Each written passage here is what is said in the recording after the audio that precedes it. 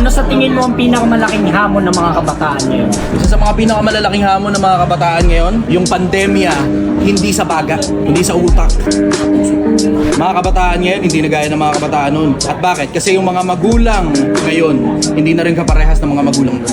Ang pandemya ngayon, kabobohan, kamangmangan, kawalan ng emosyon.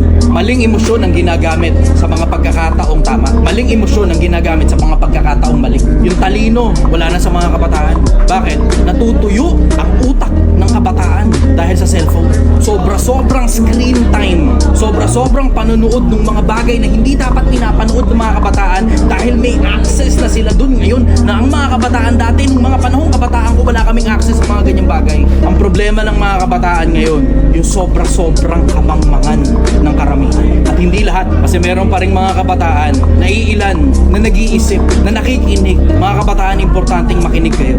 Importanteng mag-isip kayo kung tama pa ba yung nakikita ninyo sa social media, kung tama pa ba yung pagtuwad, kung tama pa ba yung paglalabas ng suso, kung tama pa ba yung lahat ng nakikita ninyo. Pero wala na kasing nagtatanong, wala nang nag-iisip. Basta na lang tayo sumusunod kasi cool. Kasi makukuha mo yung atensyon ng tropa mo sa mga ginagawa mong kamalian. Wala nang masyadong maraming kabataan na tinitignan pa kung masama pa o mabuti yung impluwensya ng social media sa kanila.